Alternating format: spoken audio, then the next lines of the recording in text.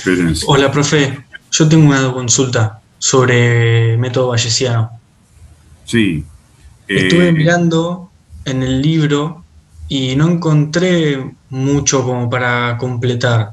No sé si es que yo habré buscado donde no tenía que buscar o si no hay mucha bibliografía sobre ¿Para eso. ¿Cuál completar podría qué? ser? ¿Para completar qué? Lo que fuimos viendo en la clase del método bayesiano y cómo resolver. Bueno, para un segundo. Eh, Dame un segundo, ¿sí? Bueno, en varios libros está. En el libro de Casella Berger está también, y en el libro de, pero voy a buscar el libro, y en el libro de Mucopada y que una vez les di, también está, ¿sí?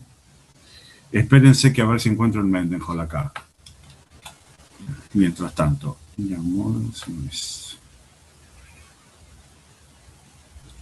un segundo, ¿eh? Estas cosas son las cosas que cuando uno las quiere, no las encuentra.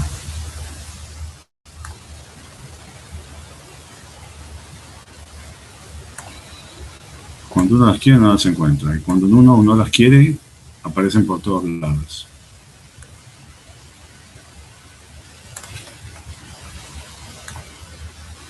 A ver, bueno, ahí vamos bien, un segundo. Acá. A ver si esto es.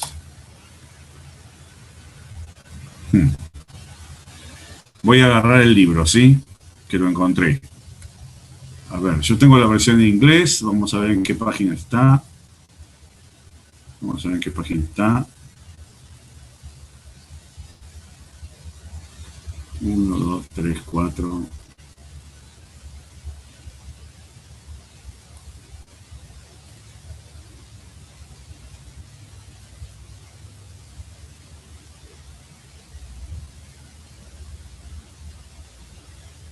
Acá. A ver. 796. A ver si puedo saltearme.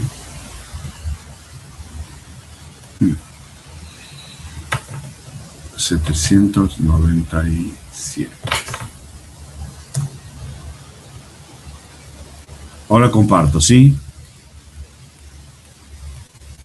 Ahora comparto.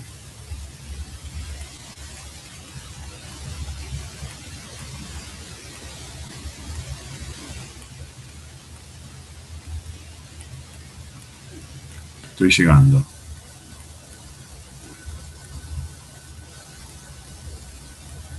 Pero estoy llegando. Bueno. Zoom. Share screen. No puedo leer lo que dice ahí en el chat. O sea, por favor, como hizo su compañero, díganme acá. A ver si están viendo. Entonces, ahí tengo el capítulo de Mendenhall, capítulo 16 en mi libro, Introducción a los métodos bayesianos de inferencia. Ok, y sus apartados son, sus secciones, 16.1, Introducción, 16.2, Prioris, Posteriores y Estimadores, 16.3, Intervalos creíbles, 16.4, Test de hipótesis, 16.5, Resumen. Nosotros básicamente vamos a dar completo el 1 y el 2, y también hablamos algo del 3. Por falta de tiempo, test de hipótesis no lo cubrimos. Entonces, fíjense, acá tienen la introducción. La introducción donde se utiliza esto para estimar, como hicimos nosotros, un parámetro. P, una proporción. Párenme si quieren que vaya más despacio o algo. ¿Qué dice acá? Dice que va a utilizar como priori una distribución beta. Tal como hicimos nosotros. Bueno, en particular eligió una beta, alfa 1, beta 3. Nosotros elegimos otra, una 2, 2. La forma de la beta, acá toma la forma, entonces, 1/3, 1 menos p al cubo. Fíjense que acá está todo el detalle. Y está calculada la posteriori. Entonces, fíjense lo que dice acá. como también nosotros hicimos, a ver si puedo anotar, pero anotar.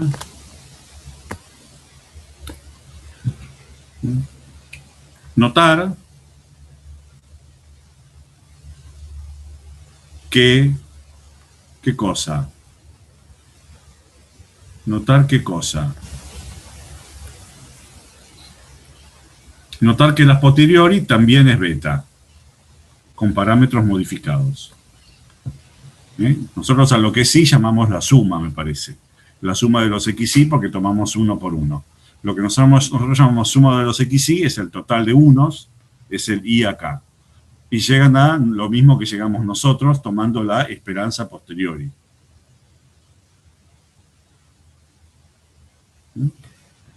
Entonces, acá sigue el tratamiento, ¿no? Ahora vamos a borrar.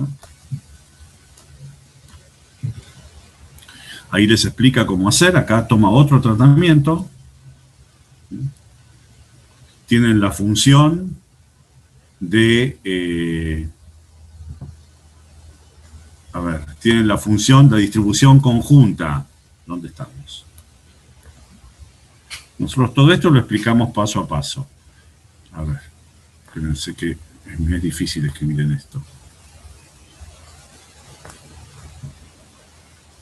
Muy difícil escribir en esto.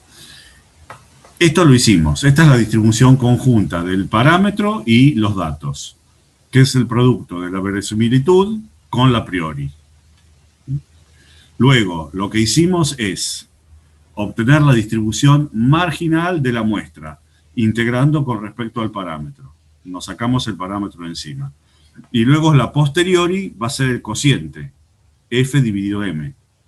Esto dividido esto. Todo eso lo hicimos. ¿Qué es la cuenta que está ahí?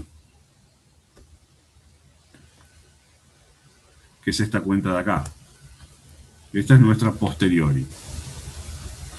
Y lo que dijimos nosotros es que toda la inferencia se va a basar en esa distribución. Acá hay un segundo ejemplo, donde, ¿qué es lo que tienen acá? Una muestra I1 y N de Bernoulli. Le ponen una priori beta a P. Bueno, este es el mismo ejemplo, básicamente. Clear, ¿no? Fíjense, encuentran primero la verosimilitud, luego la conjunta de la verosimilitud y el parámetro, multiplicando por una priori que es beta.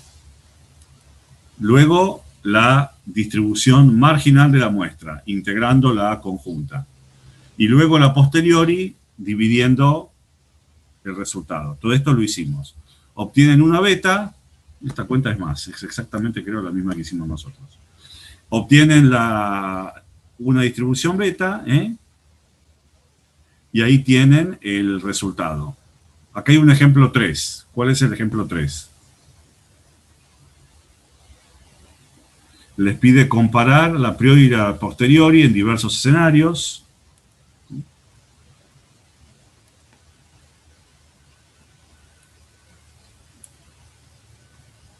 Muy bien. Acá está un gráfico parecido al que hicimos nosotros, donde vimos cómo la posteriori es una actualización del conocimiento previo, según cuál sea la muestra. Una discusión completa de qué es lo que pasa luego de tomar la muestra. Bueno, uno me preguntó, algún compañero de ustedes, si siempre pasaba que la priori y la posteriori tenían la misma forma. No, eso sucede en especial cuando a las familias se les llama familias conjugadas. De eso también vamos a hablar hoy. Conjugadas. A ver quién más está. Bueno.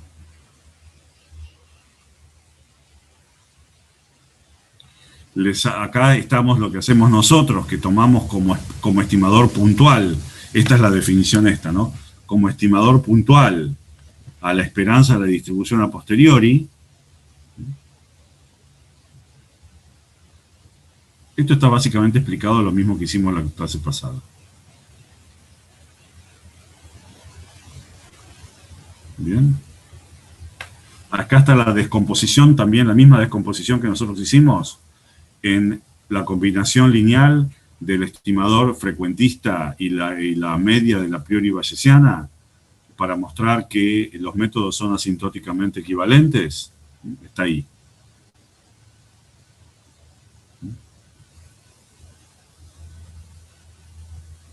Y acá continúa con la discusión. Acá tienen un ejemplo importante de aplicación a el método bayesiano cuando tienen una distribución, una muestra de una distribución normal. Para simplificar, acá toma la media mu como desconocida y la varianza como conocida, y acá hace el desarrollo A. Perfecto, muy bien. Y pone para mu una a priori normal, hace todas las cuentas. Bien. Bueno, y acá está el estimador, y bueno, y finalmente llega el estimador bayesiano, que también lo puede descomponer, como hicimos nosotros, en dos partes, el frecuentista y la media del a priori, ¿okay? Igual que nosotros, y llega a la misma conclusión. Bueno, a ver, y acá hay más ejercicios, ejercicio, etc. O sea, con esto, más todo lo que les doy yo hablado, tiene que ser suficiente para nosotros. El que quiera profundizar, que está muy bueno hacerlo, en Casella-Berger hay más detalles, y más todavía hay en libros puramente dedicados a estadística bayesiana. Por ejemplo, bueno, y eso es difícil de encontrar, porque el problema de los libros es que, el mejor libro de estadística bayesiana, bueno, uno de los mejores es uno de Christian Robert, pero es de un nivel de abstracción matemática muy difícil. Eso es claramente para profundizar. Para nosotros, a nuestro nivel, todo lo que está aquí bien entendido nos va a alcanzar. Después está todos miren cuántos ejercicios hay. Después está la otra sección de cómo serían ¿qué son los intervalos creíbles? Es la versión bayesiana de los intervalos de confianza. De eso voy a hablar también. O sea, aquí está todo. No sé, a ver, el compañero que me preguntaba, ¿qué es lo que no encontró? Hola, profe, yo fui el que le pregunté. Yo había encontrado la primera parte, me pareció muy parecida, pero tenían otras notaciones, entonces no sabía si ponerlo o no. Y la segunda parte no sabía si iba, eso que está mostrando ahora y lo que viene después. Bueno, a ver, tu consulta era que no había suficiente material. Hay suficiente, hay más, hay de más, no de menos. ¿Sí?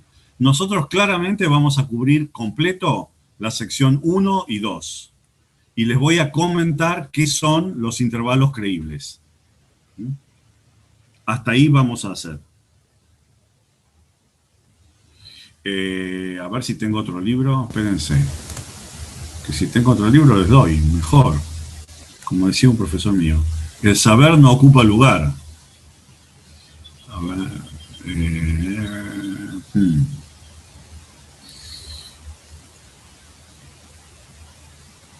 Bueno, pero Casella-Berger se los dije. Está en la bibliografía. ¿Sí? Y el de Robert no lo tengo bajado en PDF. Lo tendría que buscar. Para nosotros, con Mendenhall y Casella-Berger, está más que de sobra. Más las explicaciones orales. Bueno, a ver, esperen a ver si puedo. A ver, admitir. Bien. Entonces, a ver si ahora me deja grabar de una buena vez. ¿Más preguntas?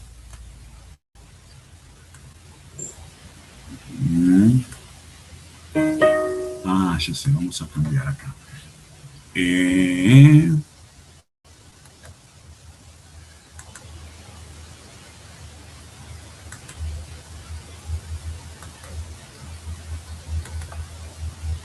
Bueno,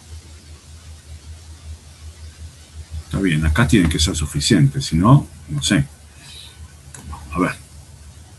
Recording Bien, in listo. progress. Ahí pude. Bueno, a ver, voy a leer el chat y después arrancamos. Ábranse el archivo mientras y preparen preguntas. Creo que está disponible hasta las 10:20. ¿Saben qué es lo que pasa con el tema de las aulas? Les cuento.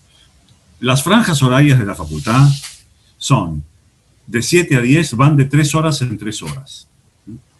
Entonces lo que piden es utilizar esas franjas, porque cuando hay solapamiento, ahí puede haber problema.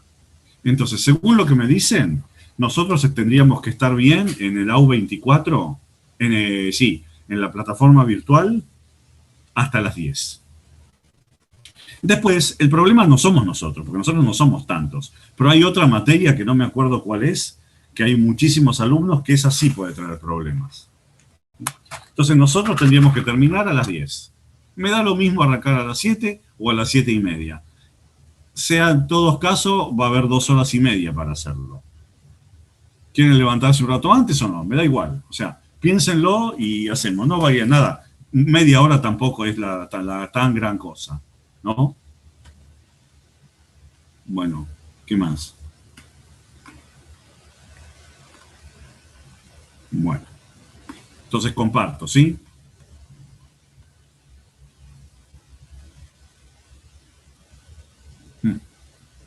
Que no encuentro ahora el archivo. Espérense.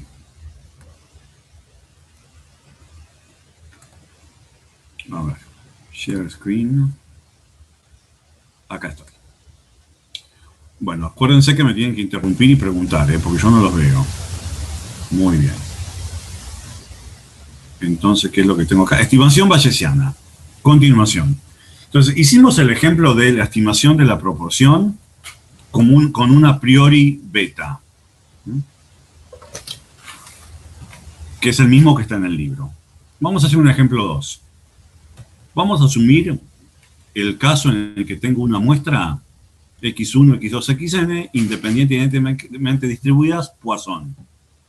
O sea, un ejemplo sería modelizar, y bueno, esa es una, el número de veces que una persona utiliza, que los clientes utilizan el cajero automático. Y yo quiero estimar el lambda, el promedio. A diferencia de cuando presentamos el caso de una posible regresión de Poisson, que podíamos hacer depender el lambda de algún conjunto de variables independientes, vamos a pensar que todos los clientes son iguales. O sea que todos tienen el mismo lambda, el mismo promedio. Nuestra muestra es independiente e idénticamente distribuida. Hacerlo por máxima verosimilitud. Hemos hecho el ejemplo. Nos daba como estimador la media muestral. La manera de hacerlo era calcular la verosimilitud con la productoria y maximizando. Mientras que ahora lo vamos a hacer de manera bayesiana. Entonces, el primer paso, que es obtener la verosimilitud, es igual. Un libro se los muestra. Esta es la verosimilitud. Por independencia es el producto de las marginales. Y por idéntica distribución siempre se multiplica la misma forma matemática. Bueno, el segundo paso es elegir un a priori para el parámetro lambda. Observar esta notación. En un contexto bayesiano, la muestra se ve como condicional al parámetro. O sea, eso quiere decir que la distribución condicional de xy, la observación iésima, dado que el parámetro lambda mayúscula, ese triángulo es un lambda mayúscula que significa la variable aleatoria. Dado que la variable aleatoria que simboliza el parámetro adopta el valor particular lambda minúscula, mi valor concreto, esa tiene distribución de Poisson. Entonces yo acá tengo la verosimilitud en un contexto bayesiano, se ve como la distribución condicional de la muestra, dado que el parámetro adopta el valor lambda. Dado cuál es la realización de ese parámetro. Las cuentas son iguales, pero el concepto es así. Bueno, ahora hay que elegir la priori para lambda. Y ahí viene parte de la cuestión. Algo hablamos la vez pasada. Una de las cosas para hacer análisis bayesiano bien, uno tiene que elegir un a priori que tenga como valores posibles las mismas que el parámetro. O sea, yo sé que el parámetro a estimar, mi lambda de la Poisson, puede ser cualquier valor no negativo. Es decir, lambda pertenece a 0 infinito. Entonces, cuando yo elijo qué priori ponerle a lambda, tengo que ponerle una priori cuya densidad también viva en 0 infinito. ¿Por qué? Porque esa es la manera de permitir a la muestra contradecirme por más equivocado que yo esté. De eso hablé algo la vez pasada. Si yo le pusiera una priori a lambda, por ejemplo, una uniforme 1,2, tiramos un ejemplo, y resulta que la verdad es que la lambda es 5, ningún tamaño de muestra, por grande que sea, va a ser capaz de corregirme. En cambio, si le pongo una lambda con todos los valores posibles y la muestra es suficientemente grande, me lo va a poder corregir. Eso es parte del arte de hacer análisis bayesiano bien. Poner prioris con un soporte amplio, tan amplio Profe, como los valores posibles del parámetro. Sí. ¿vos usás una gama en vez de una chi cuadrado o una exponencial porque la gama es más fácil de trabajar o por qué motivo? Muy buena pregunta. Bueno, a ver, en tu pregunta particular, bueno, te entiendo, pero vamos a ser precisos. La chi cuadrado y la exponencial son casos particulares de la gama. Entonces, en ese caso, nuestra formulación las incluye. La exponencial es una gama con alfa igual a 1.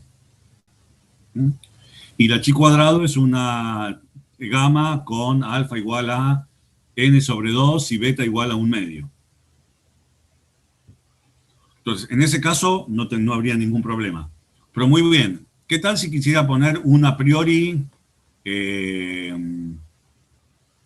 sé yo, Pareto? Existe, ¿no? Lo podría hacer.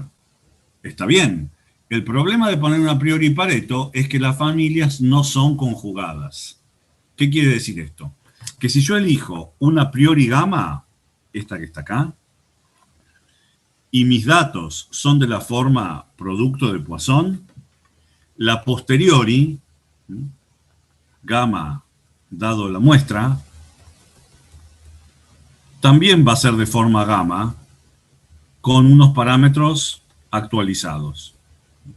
Es decir, se cumple la propiedad de que priori y posteriori pertenecen a la misma familia. Cuando eso ocurre, se dice que las familias son conjugadas. Vamos a ver que en este caso lo son. Vimos la vez pasada que binomial beta es una familia conjugada. Ahora vemos que Poisson gamma también es una familia conjugada. Eso facilita los cálculos. ¿Está bien? Pero también voy a comentar qué pasa si eso no ocurre. Es verdad, lo elegimos por conveniencia. Nadie nos obliga a hacerlo. Pero esto nos facilita la vida porque la posteriori también es de forma gamma. Entonces, acordate y preguntame más después, ¿sí? Entonces, vamos a pensar lo siguiente. Yo tomo una muestra, entonces quiero modelar la cantidad de veces que la gente va al cajero. ¿Sí? Esa va a ser mi muestra y mis datos, X1, X2, Xn. Bueno, es un banco nuevo, pero yo sé que mi competidor, otro banco, lo hizo el estudio y encontró que sus clientes en promedio van 4 veces por mes al cajero. Entonces, yo voy a agarrar y decir, bueno, perfecto, ese para mí va a ser el producto alfa-beta. Alfa-beta es la esperanza de la gama. Y me falta elegir otra. Entonces, yo tengo que elegir la curva negra que representa mi creencia antes de tomar la muestra. Entonces, yo voy a creer que en promedio van 4 veces. Y que puede haber algún cliente que vaya una vez, otro que va 10. Pero que entre 1 y 10 tengo la mayoría tengo el 90% de las observaciones. Póngale. En base a esas dos condiciones, elijo el alfa y el beta. por ejemplo, bueno, no sé, 2 y 2, o 1 y 4, o lo que sea, para machear media y varianza con lo que se sabe. El proceso de hacer eso, se dice que ¿qué es lo que se hace? Se le da un valor particular a los hiperparámetros. Acuérdense que, ¿qué son los hiperparámetros? Son los parámetros de la distribución a priori. Y son constantes conocidas. Lo sé de antemano. ¿Y cómo se descubren cuánto valen esos parámetros? En base a eso, en base al proceso de elucidación de prioris. Que puede ser lo que te acabo de decir, van 4 veces y entre 1 y 10 con un 90% de probabilidad, o puede hacerse en forma automática ajustando un histograma de una distribución gamma a una muestra pasada. Pero de una u otra manera, el alfa y el beta son conocidos. Muy bien. Entonces, sé que le voy a poner una priori gamma, lo que hago es obtener la distribución conjunta de la muestra y el parámetro, o sea, multiplico la verosimilitud por la priori, como estaba en el libro. En nuestro caso particular, tenemos esta parte es la verosimilitud, ya hecha la cuenta, que es lo mismo que en el caso de Poisson. Esta es la priori, esta es la forma de describir una gamma alfa beta. Y a eso lo llamo ecuación 1. Eso es lo que el libro llamaba L, me parece, ¿no? Ahora, tenemos que curar la distribución conjunta de la muestra, lo que el libro llamaba M, que es hacer desaparecer acá el parámetro. Es decir, obtener la distribución marginal de la muestra, ya sacándome de afuera, integrando contra la priori. Bueno, estas integrales generalmente son complicadas. Pero esa es la idea que uno lo tiene que hacer. ¿Y cómo uno las va a resolver? Generalmente, la manera que uno las va a resolver es completando la integral para que lo que me queda sea 1. Recuerden lo que hicimos la vez pasada, que la habíamos completado para llevarla a una beta con parámetros nuevos. Entonces, ¿de qué manera lo hago? Bueno, hago la cuenta, multiplico. Y me doy cuenta que lo que me queda dentro de la integral, ¿sí?, es una gamma, pero con parámetros distintos. Acá es como si fuera que el alfa es suma de x y más alfa, y el beta es n más 1 sobre beta. Perdón, es 1 sobre n más 1 sobre beta. Entonces, con esta elección de beta y con esta elección de alfa, lo que tengo es una gamma nueva. Para que eso integre 1, ¿qué es lo que sucede matemáticamente? Las constantes que tenía antes no me sirven.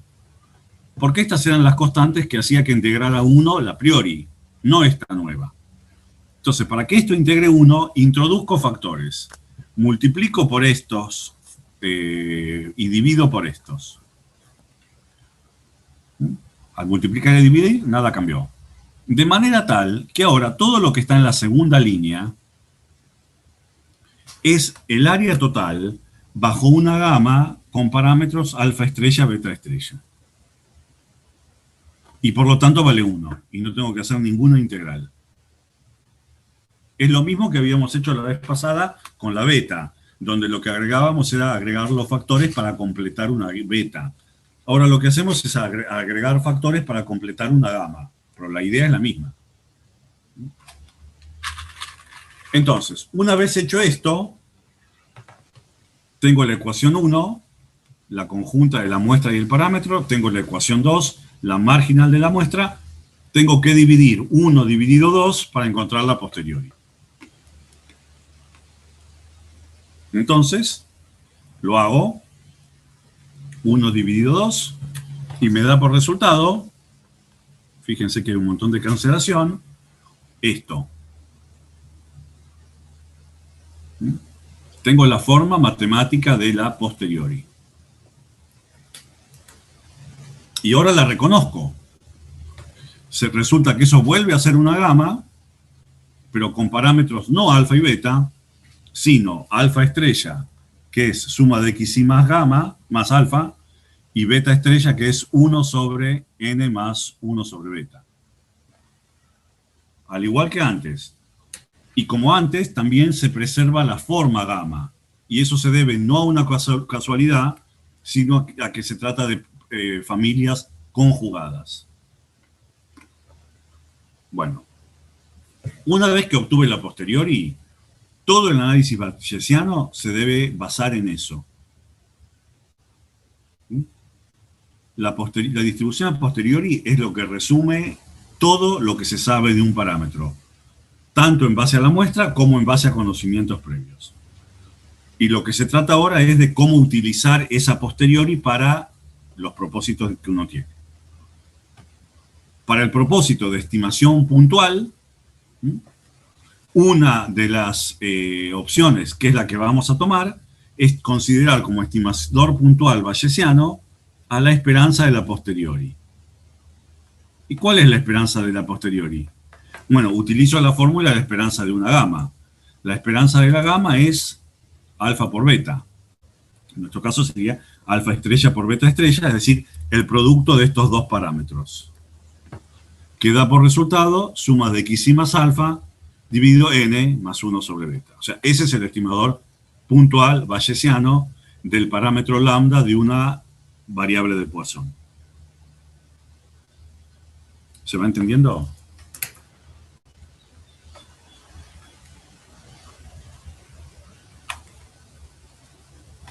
O sea, ¿qué es lo que hicimos acá? Lo mismo que hicimos la vez pasada, pero en lugar de ser binomial beta, lo estamos haciendo con Poisson gamma.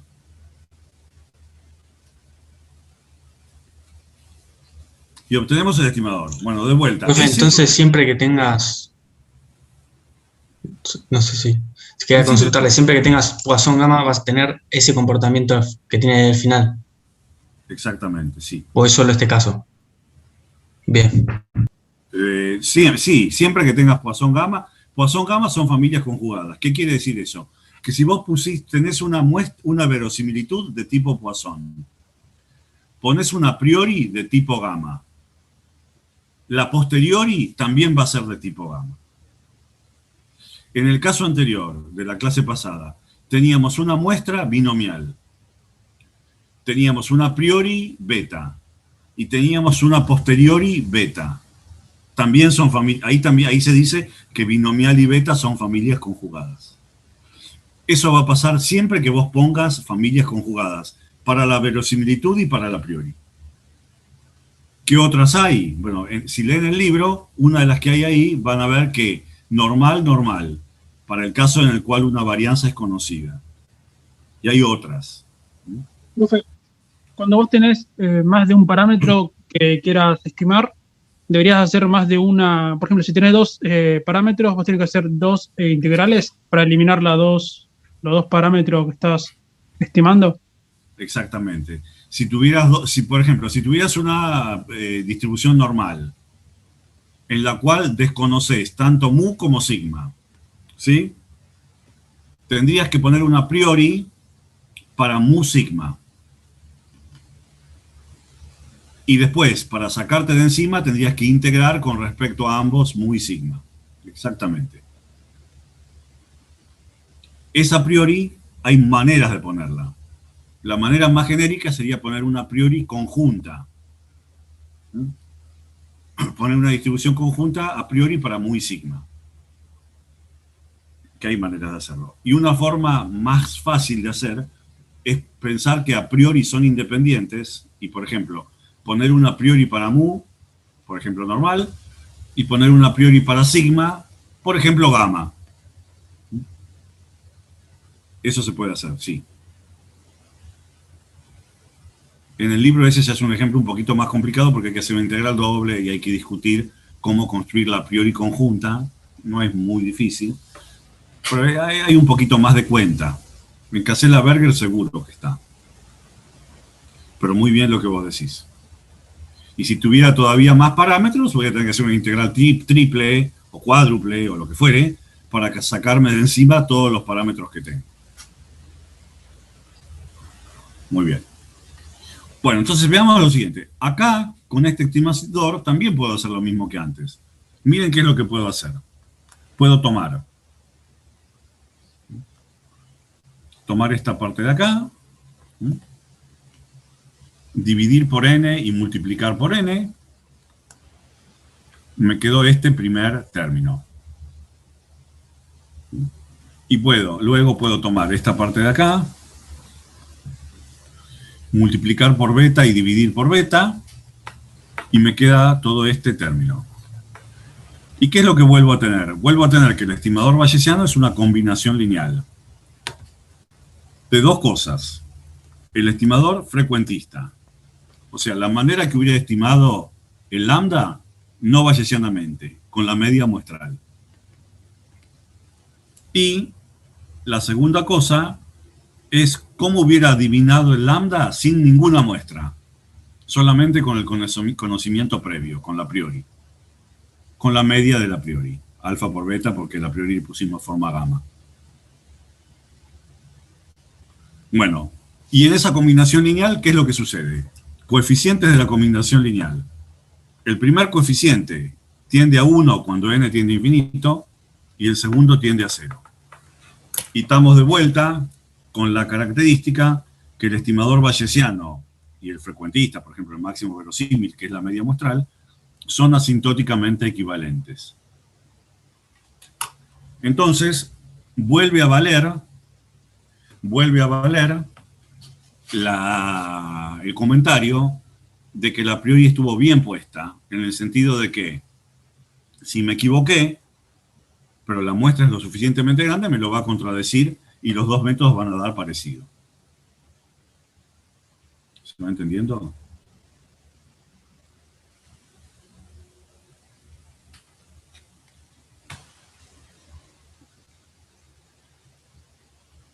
Bueno, sigo.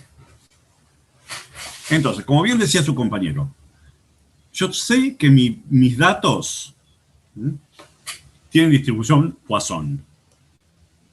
Cantidad de veces que la gente va al cajero. Sé que quiero estimar el lambda. Ahora le tengo que poner una priori al lambda. Hasta acá lo que hicimos es ponerle una priori de tipo gamma, para aprovechar que son familias conjugadas, etc. Nadie me obliga a hacerlo. Puedo poner otra priori. Pónganle que hay alguien que me diga, no, yo creo, porque yo tengo una sucursal de un banco y mis clientes, yo tengo dos tipos de clientes. Los que no van nunca, van 0 veces, no usan el cajero, siempre usan la ventanilla. Y tengo los que van solamente una vez, porque sacan el total de lo que lo depositan una vez al mes. Entonces, vamos a ponerle como priori que tiene probabilidad 1 medio para 0 y 1 medio para 1. Esa es una mala opción de priori. ¿Por qué? Porque pasa lo que decía acá. Los valores resultantes van a ser o 0 o 1. Si la verdadera lambda fuera 3,5, no hay muestra capaz de corregirlo. Eso sería hacer un mal análisis bayesiano. Entonces, como les dijimos antes, la priori ¿de dónde puede surgir? Esto lo hablamos la vez pasada. Puede surgir de conocimiento pasado o similar, opinión de un experto, conocimientos teóricos o conveniencia matemática. ¿Y cuál es el problema de poner una priori distinta? Pónganle que en todo este ejemplo, vamos a ver. Voy a agregar una página, ¿sí? Voy a agregar una página. Página. Acá está. Entonces yo tengo, pónganse, yo tengo f de x1, xn, dado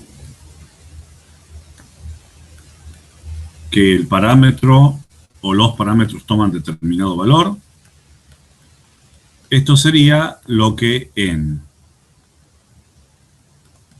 un enfoque no bayesiano llamábamos, después de tomar la muestra, la verosimilitud.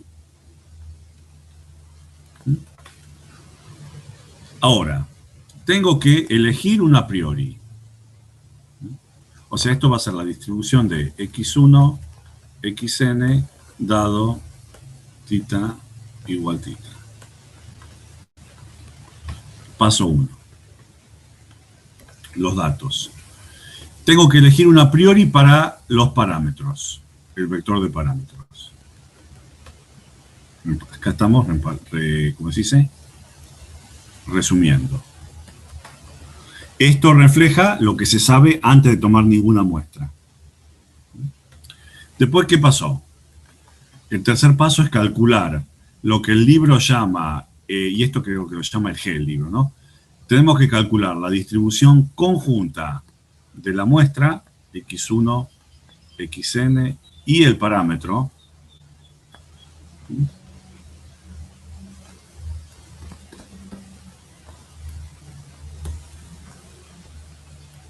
Esto es el producto de 1 por 2,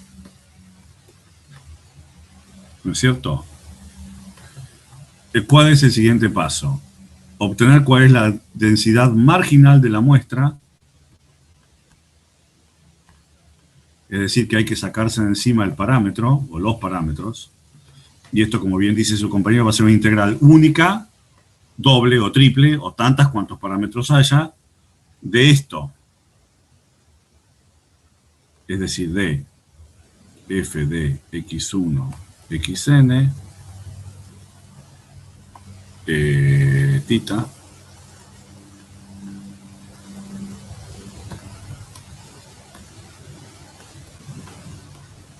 y el f de θ, con respecto a θ. ¿Cierto? Bueno, y ahora que tengo que... ya estamos llegando. ¿Y el último paso cuál es? El último paso es la posteriori.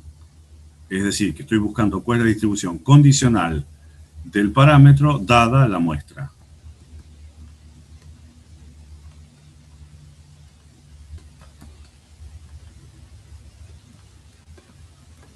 Que va a ser igual a 3 sobre 4 o, bueno, está bien, vamos a ponerlo, f de x1, xn, dado θ igual θ, por f θ, θ, x1, xn, θ, sobre la integral de todo esto.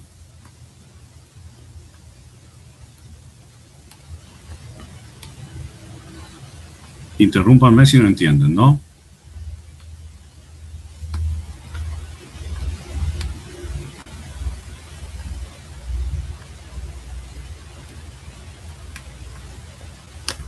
Eso es lo que hacemos. Y esa va a ser la forma de la posteriori. En los ejemplos presentados, todo esto salió muy bien y tuvimos la simplicidad de las familias conjugadas. ¿Qué puede fallar?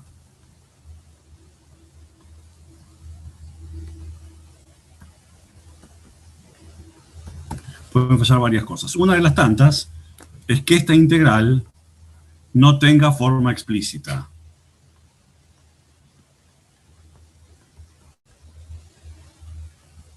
Es decir, que no se pueda integrar analíticamente, como si fuera una normal. Ustedes vieron que la normal no tiene primitiva. Hay tablas que lo hacen, ¿no es cierto? Esto podría pasar si pongo una priori no conjugada. Una de las tantas cosas. Bueno, entonces, para eso se han desarrollado algoritmos numéricos. Algoritmos numéricos. Es decir, programar una computadora para que haga estas cuentas. Y hay que ver con qué calidad de aproximación lo hace, etc. Bueno, eso es uno de los problemas, poner priori no conjugadas. Y este tipo de cuestiones son las que habían detenido durante bastante tiempo el desarrollo de la estadística bayesiana. Hasta que se desarrollaron métodos que permiten hacer esto mejor y mejor. Técnicas de calcular esa integral numéricamente, hay muchas técnicas de hacerlo, otras técnicas más de simular la distribución a posteriori, con otros conceptos. Eso dio lugar a algo, esto se los cuento a título informativo, a algo, a ver si está por acá, yo lo vi en algún lado. Espérense, ¿eh? Después. Esto dio lugar a algo que se llama el algoritmo de Gibbs, que es un programa que hasta se puede, que es una manera de simular de la posteriori. Es una herramienta computacional que en muchísimos casos me resuelve el problema de familias no conjugadas. Y hay un software que se puede bajar de manera gratis y libre que se llama WinBugs, Win de Windows, Bugs, viene de Bayesian, no me acuerdo cómo son las demás siglas, pero se puede bajar. Y es un algoritmo que si uno lo aprende a hacer, uno puede hacer análisis bayesiano en base a familias no conjugadas. Y gracias a la invención de este algoritmo en 1980 más o menos, y a este programa hubo un gran auge de nuevo de la estadística bayesiana. Bueno, como estimación de la varianza o del error estándar, como estimación del desvío típico de un estimador, uno va a tomar la raíz cuadrada de la varianza de la posteriori. Entonces uno tiene ya estimador puntual y estimación de su precisión. ¿Van entendiendo? En el caso de la gama lo podemos hacer, o sea, en base a cuál es la fórmula de la varianza de la gama, ¿no es cierto? Que está de vuelta. Para eso recurrimos, si esto es otro caso en el cual viene útil tener a mano, la última solapa del libro, donde está para las distribuciones conocidas, cuál es la forma de la densidad o la probabilidad puntual, cuál es la media, la varianza y la función generativa de momentos. Esto es otra de las cosas para las cuales esa tabla sirve. Estimador puntual, media. Estimador de la varianza, el desvío típico. Bueno. ¿Y qué hay del intervalo de confianza? Bueno, la cosa es así. La cosa es así. Yo tengo la distribución a posteriori de un parámetro. Vamos a hacerla bien genérica. Esto es f de tita dada la muestra, ¿no? Entonces esa es la posteriori. Me salió medio mal eso. Ahí dice f de x1, x2, da f de tita dado x1, x2, xn. Déjenme que lo escriba mejor porque... Entonces, dado x1... Es difícil escribir tan chiquito. x1, xn. Bueno, esa es la posteriori. La media de la posteriori va a ser el estimador puntual. El desvío típico de la posteriori es el estimador de la variante, del desvío típico del estimador.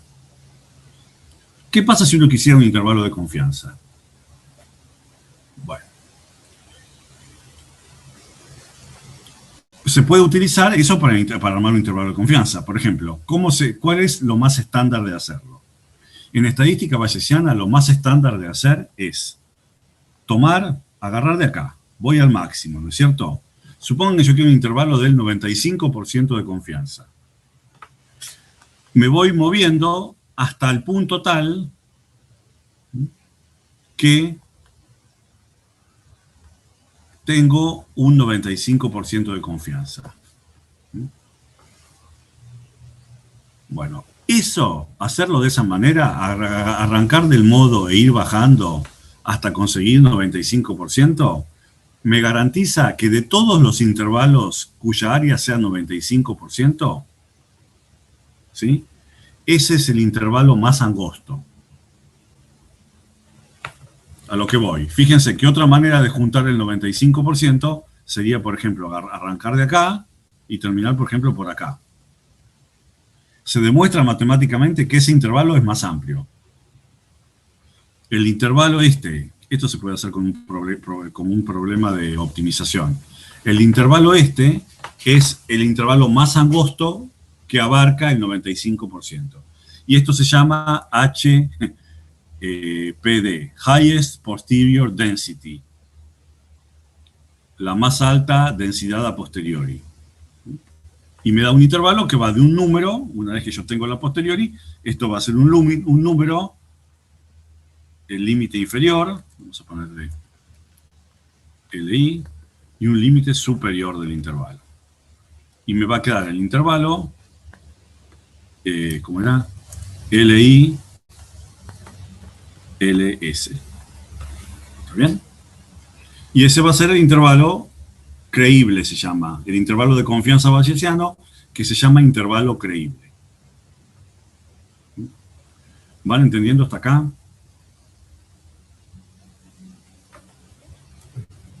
Sí, sí. Bueno, acá hay una cuestión muy importante. Supónganse que yo tengo un parámetro, ¿está bien? Tengo un parámetro. Quiero estimar una proporción. A ver si agrego arriba. Supónganse que yo quiero estimar una proporción. La proporción de gente, no sé, que tiene licencia para conducir. Voy, saco una muestra. Voy, saco una muestra y obtengo el intervalo que va de 0,28 a 0,32. Que dije que 0,32. Y esto es un intervalo de confianza del 95%. Pregunta, ¿verdadero o falso? Responder. La probabilidad de que la verdadera proporción de gente que tiene licencia esté entre el 28 y el 32% es del 95%. Verdadera. Va a medias, porque sería 95% cuando vos haces infinitos intervalos que contengan el verdadero valor del parámetro. Claro. Lo que vimos es que eso es falso. ¿Por qué? Por lo que decís vos. En algún lado hay una verdadera proporción, P. Si yo voy un día, construyo un intervalo, me va a dar, por ejemplo, 0,28 a 0,32, supongamos. Voy otro día, construyo un intervalo, me va a dar porque la muestra va a ser distinta. Y así sucesivamente, algún día voy a ir y me va a tocar un intervalo así. Es verdad que contuvo al parámetro, también, también, también, no. Y lo que yo puedo decir es que si hago esto, ¿está bien? ¿Qué quiere decir la confianza del 95%? La confianza se refiere al método, ¿sí? Se refiere al método, en el sentido de que yo lo que sé es que antes de sacar la muestra, ¿está bien? Antes de sacar la muestra, el método que yo voy a aplicar para construir un intervalo de confianza me va a dar intervalos buenos un 95% de las veces. Y intervalos equivocados, el 5% restante. Pero una vez que yo saqué la muestra, nunca voy a saber en cuál de los dos casos estoy. Si es uno bueno o uno malo. ¿Estamos bien?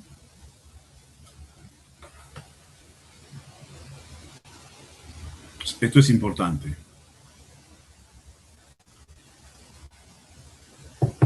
¿Se entiende o no?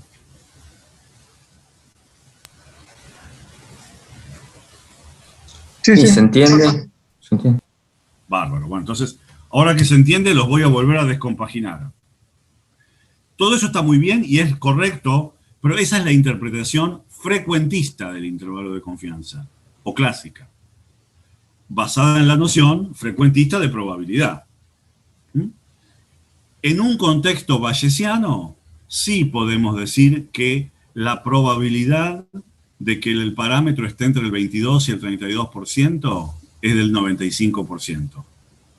Porque ahí interpretamos la probabilidad no como un resultado de hacer experimentos repetidos, sino como una medida de creencia.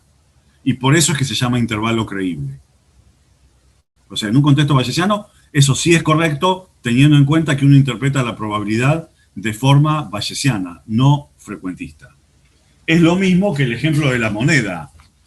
En el ejemplo de la moneda que la tiré, ¿puedo decir que la probabilidad de cara es un medio? Esto hablamos la vez pasada. Desde un contexto frecuentista de la probabilidad, no. Acá abajo hay algo. Hay una cara o una seca. Nunca hay. ¿Es con seguridad cara o con seguridad seca? Y no lo voy a saber hasta que levanto la mano. Mientras que en un contexto bayesiano sí puedo decir que la probabilidad es un medio. Porque ahí estoy resumiendo mi creencia de que puede ser cara, puede ser seca, ambas con igual probabilidad. Ese ligero cambio de interpretación es lo que da lugar al cambio de intervalo de confianza por intervalo, comillas, creíble. Aunque la matemática que esté detrás es muy parecida. Se busca el área bajo una posteriori. ¿Entienden?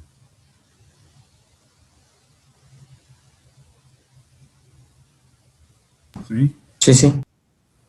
Buenísimo, buenísimo. A ver, entonces, familias conjugadas son eso. ¿Qué otras familias conjugadas hay? Bueno, les dijimos normal, normal, y creo que en el libro de Casella Berger hay una tabla de familias conjugadas. Y por eso, como les dije la vez pasada, la estadística bayesiana es muy amplia. ¿Eh? La segunda pregunta es, ¿toda verosimilitud tiene una familia de prioris conjugadas? La respuesta es no. Hay condiciones técnicas en cuanto a la estructura matemática de la familia. Sí existe para lo que se llaman las familias exponenciales, que involucra la normal, la beta, la beta no, que involucra la normal, la Poisson, la binomial, la geométrica, muchas otras.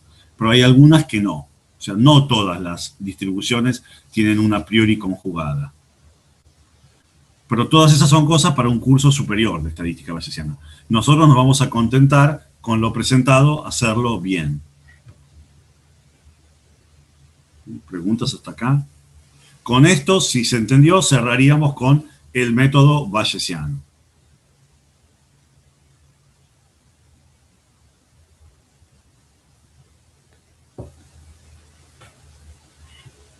¿Pregunta? ¿Nada? Cuando no preguntan, generalmente es que... ¿qué me refiero con intervalo que sea bueno? Y que de verdad contenga el parámetro. Que si el parámetro es 0,30, que el intervalo contenga ese 0,30 como un punto intermedio. Como está en el dibujo. Bueno. ¿Algo más? Bueno, son 2 y 10 y 11. Tomémonos 9 minutos. Preparen si quieren alguna pregunta de lo que quedó y seguimos.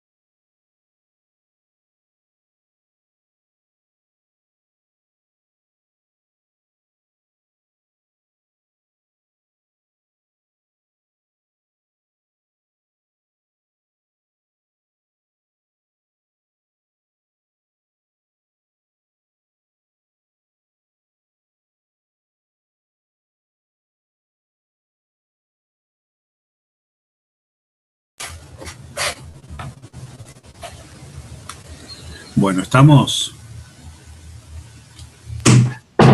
Estamos. Bueno, ahí cambié el examen. Fíjense que ahí está, empieza a las 7.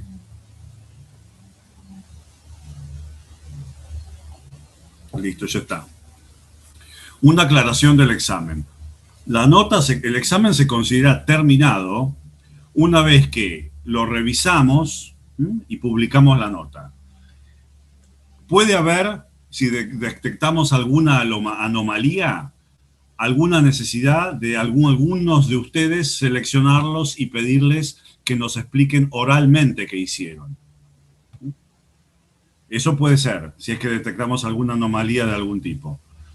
Si es así, algún subconjunto será seleccionado para explicar oralmente, en un día y un horario que les diremos, cómo resolvieron el multiple choice.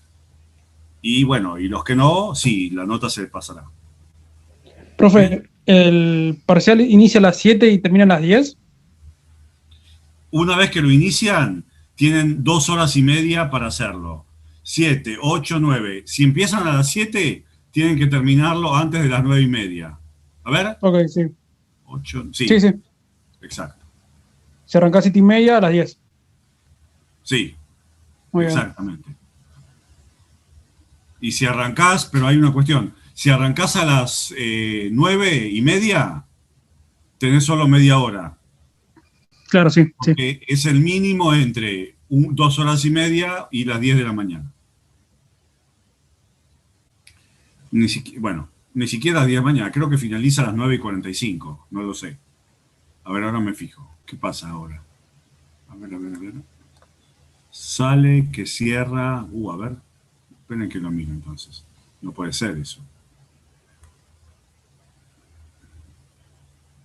¿Cómo es esto? Fecha de parciales. A ver.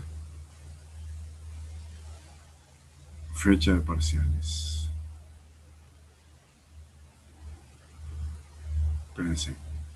Primer parcial, segundo parcial, sábado 19 de junio, 7 a.m. Ahora me meto. Vamos a editarlo, tienes razón. Espérense, ¿qué hice acá?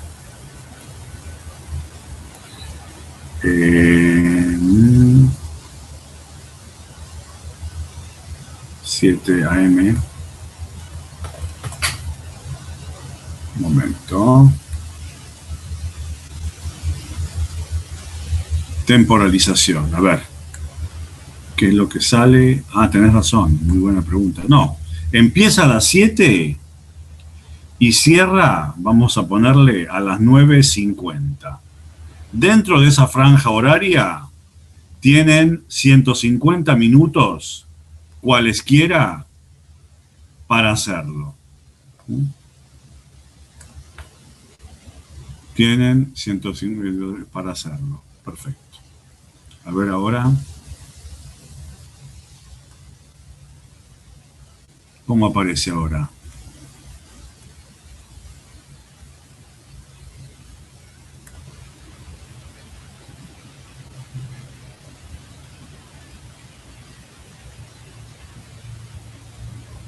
Está bien, a mí me parece bien. Avísenme si me equivoqué.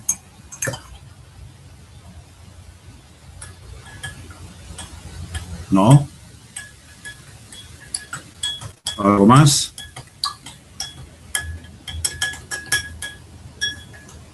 Bueno. Muy bien. Entonces,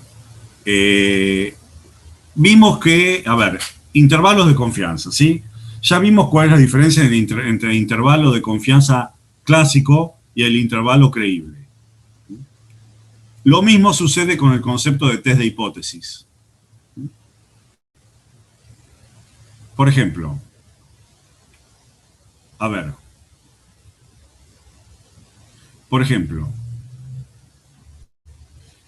el valor P, ¿sí? Hago un test de hipótesis cualquiera, el valor P me da 0,04. Verdadero o falso, justificar. La probabilidad de que la hipótesis nula sea cierta es de 0,04. Valor P, 0,04. ¿Qué me dicen de esa afirmación?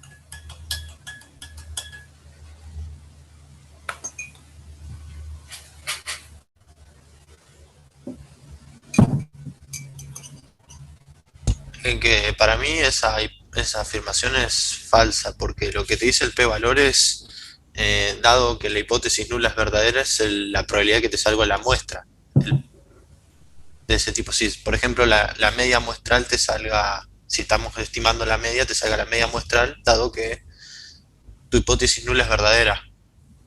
Ese es el p-valor. Si te da 0,4 y estás con un 0,04 y estás con un intervalo de 0,05, la vas a rechazar porque es muy poco probable que, dado que H0 es verdadera, te salga. Claro, perfecto. Muy bien, exacto, eso es verdad, pero de vuelta, ahí de vuelta los voy a volver a descompaginar todo. Eso es exactamente correcto dentro de la noción clásica o frecuentista. En una noción bayesiana, donde se vea la probabilidad como medida de creencia, eso puede ser correcto. Eso, si quieren, léanlo en el libro. En la sección 4 está la parte de test de hipótesis. Es muy importante, para las cuentas no nos da el tiempo, pero es muy importante que se queden con esa idea conceptual. Es la misma diferencia que hay cuando la moneda ya la tapé o no, con lo que hablamos del intervalo. Si veo a la probabilidad no como la oportunidad con la que aparecen eventos, sino como medida de creencia abstracta o como resumen de información, esa noción es creíble, pero requiere una es correcta, pero requiere una noción particular de lo que entendemos por probabilidad. Perfecto. Bueno, entonces, voy a compartir. Con esto y el libro y los ejemplos, pregúntenle a las profesoras de práctica, a mí, a la profesora Inés, todos estamos para resolver todo, ¿sí? Bueno, esto ya lo dimos. Nos queda ver, suficiencia. Suficiencia es otra posible propiedad de estimadores, que lo vamos a motivar así. Muy bien. Supongamos que tenemos una muestra x1, xn, no digo aleatoria simple, puede ser serie de tiempo, puede ser estratificada, puede ser lo que sea. Es una muestra aleatoria, eso sí es importante. Obviamente, bueno, al decir con distribución ya se entiende, ¿no? Pero tengo una muestra aleatoria con densidad o probabilidad puntual fx1, xn, tita. Como siempre, tita pertenece a un espacio paramétrico, modelo paramétrico, subconjunto de RQ. Q natural. Vamos a llamar a un estadístico. Definición de estadístico, función de la muestra. Un estadístico, t igual t de x1, xn, eso quiere decir que es función de la muestra y no de nada desconocido, si no, no sería un estadístico. Un estadístico es suficiente si la densidad condicional de la muestra, la densidad condicional de x1, xn, dado que el estadístico t toma un determinado valor, o sea, si la densidad condicional de la muestra, dado el estadístico suficiente, si esa distribución condicional no depende del parámetro. Vamos a ver un ejemplo y qué es lo que esto quiere decir. Ejemplo, tengo x1, x2, xn, una muestra simple al azar, Poisson. Y voy a inventar, voy a decir, se me ocurre proponer como t, como estadístico suficiente, que todavía no sé si lo es, a la suma de los x. Propongo ese estimador y quiero ver si es suficiente o no. Muy bien, yo ya sé, antes de hacer ningún cálculo, que la distribución de t es una suma de Poissones independientes, tiene entonces como distribución Poisson n lambda, en lugar de lambda. Esto se puede sacar, primero que, ¿cómo se llama?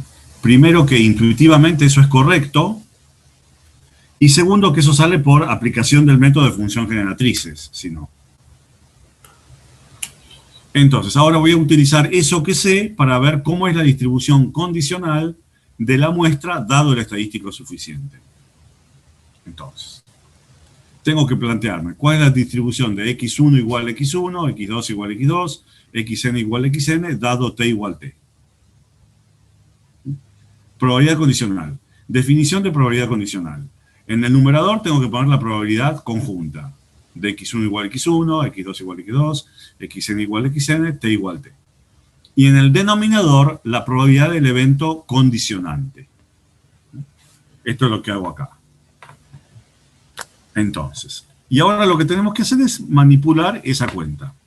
Entonces, supongamos que el total me da tomemos como t minúscula la suma de los xi minúsculos, o sea, la suma de las realizaciones de la muestra. Entonces, esta probabilidad la vamos a escribir como x1 igual a x1, x2 igual a x2, xn menos 1 igual a xn menos 1, me faltó el menos 1 acá, pero el último tiene que ser tal que la suma de todos ellos sea t. O sea, xn tiene que ser t menos x1 menos x2 menos xn menos 1, porque eso es lo que me garantiza que la suma sea igual a t. Y el denominador lo dejo como está.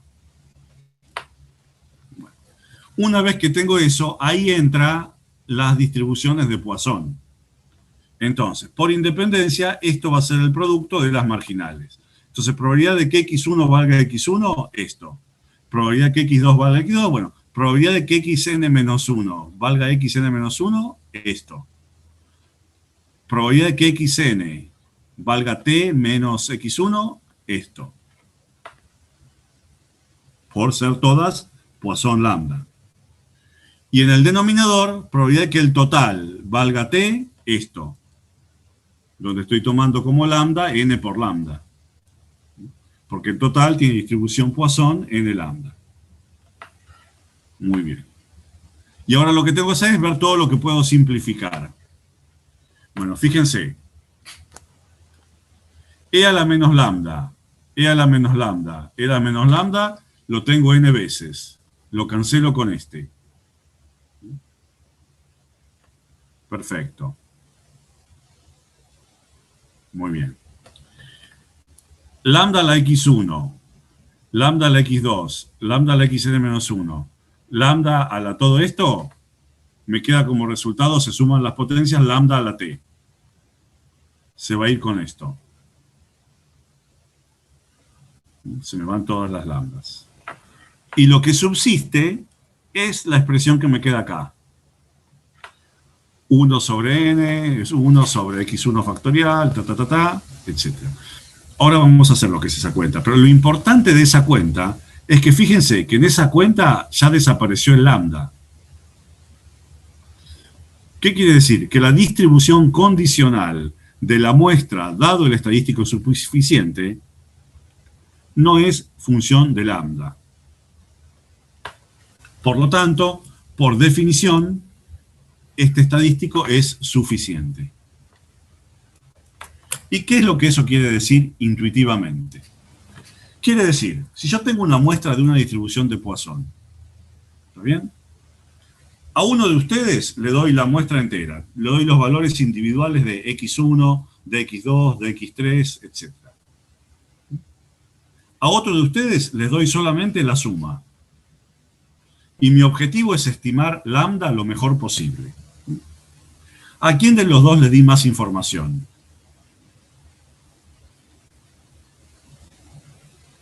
A los dos le di lo mismo, porque mi suma, la suma, mi t, es lo que mejor resume la muestra. Saber el total, dicho de otra manera, Una vez que sé el total, ahí está, a esto me gusta. Una vez que sé T, el total, la suma de los valores, aparte de eso, saber cómo es valor por valor, no me agrega nada. No lo necesito. Saber la suma es suficiente para estimar lambda. No necesito, aparte de la suma, saber cuánto valió valor por valor. Eso lo que está diciendo es que el estadístico suficiente es lo que resume la muestra lo mejor posible. Y lo resume en forma total. Aparte de eso, saber algo más no es necesario. Por eso es que T es suficiente. ¿Se va entendiendo?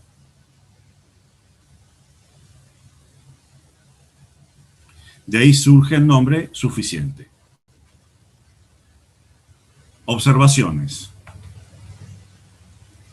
Una vez que uno tiene una muestra, trivialmente la muestra entera siempre es suficiente. Es decir, yo podría tomar como estadístico T1 un vector de n componentes. El componente x1, la primera observación, el componente x2, la segunda observación, así sucesivamente hasta la última. La muestra completa. Bueno, eso es suficiente. La muestra condicionada a sí misma es una constante. Muy bien. Ya esa distribución condicional no va a depender del parámetro. ¿Está bien? Hago el cociente y me va a dar 1. 2. Segunda observación. En muestras independientes e idénticamente distribuidas, y todo esto se va a verificar con un resultado que vamos a ver enseguida. En muestras independientes e idénticamente distribuidas, los estadísticos de orden también son suficientes. ¿Qué quiero decir? Que si tengo un vector, si alguno de ustedes a ver, si ordeno la muestra de menor a mayor y tengo el vector mínimo, segundo más chico, tercero más chico, máximo, en tanto y en cuanto mi muestra sea una muestra independiente e idénticamente distribuida, eso es suficiente. Porque es lo mismo que tener la muestra. ¿Qué podría fallar? Que mis observaciones no fueran independientes, que tuviera una serie de tiempo. En cuyo caso, este estadístico no va a ser suficiente, porque en ese caso me perdería la posibilidad de analizar, por ejemplo, ciclos, tendencia, componente estacional o lo que fuere. Cualquier cosa que se presente en una dimensión temporal. Muy bien.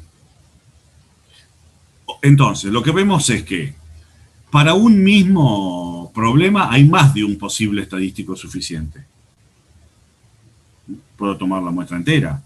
Si tengo la muestra independiente, el caso que les presentamos recién, el caso Poisson, podríamos considerar como otro candidato estadístico suficiente el vector de estadísticos de orden.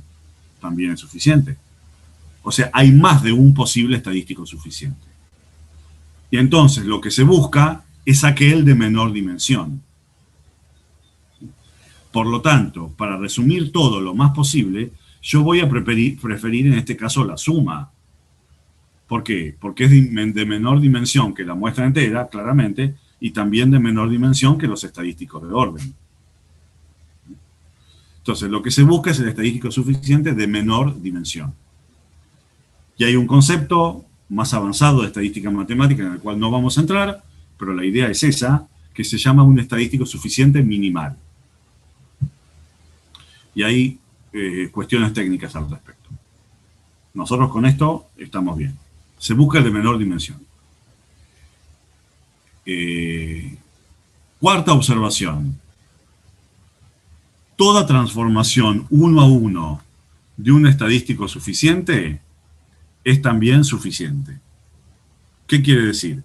Que si en lugar, anótenselo, que si en lugar de t tuviera x barra igual t sobre n, también es suficiente. Y también se va a ver en factorización. Claramente, uno es una transformación de la otra. Si a la media la multiplico por n, tengo t. Si a t lo divido por n, tengo x barra. Son lo mismo, porque n es conocido.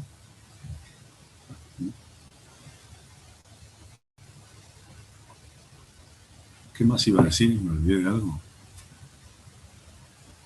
Bueno, si me olvidé de algo ya me voy a acordar. Creo que no.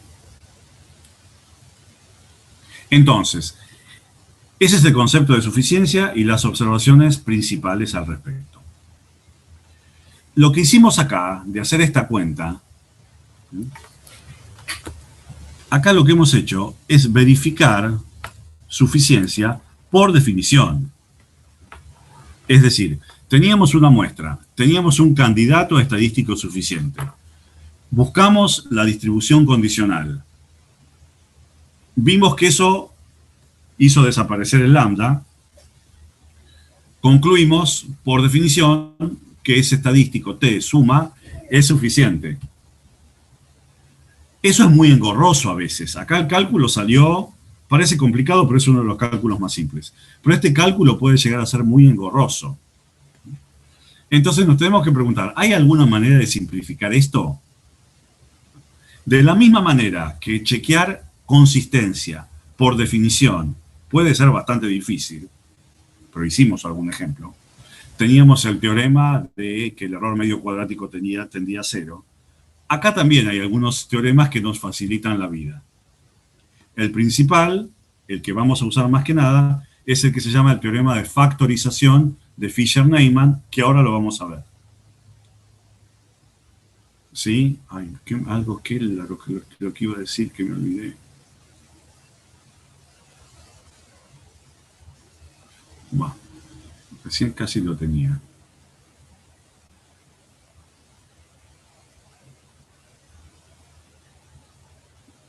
Bueno. Ah, sí, sí, sí. A observar algo, eso sí, observación quinta. Observación quinta. Todo esto está todo muy bien, ¿sí? Pero la suficiencia, a ver, como les dije, tengo una muestra de una Poisson. A uno de ustedes les doy la suma de las observaciones. A otro de ustedes les doy observación por observación. ¿Qué prefieren? Suma las muestras. ¿Eh? Decime. Suma las muestras.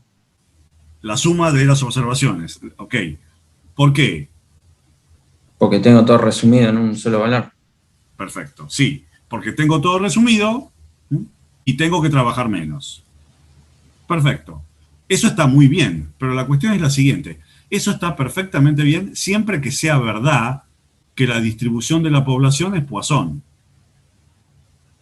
Si yo me equivoqué y especifiqué mal la población, y la población fuera, no sé, Weibull, otra que las posibles que existe, ahí la suma de las observaciones no es suficiente. Y hubiera sido mejor tener la muestra entera. Lo que estoy queriendo decir, suficiencia es una propiedad muy útil y muy importante, pero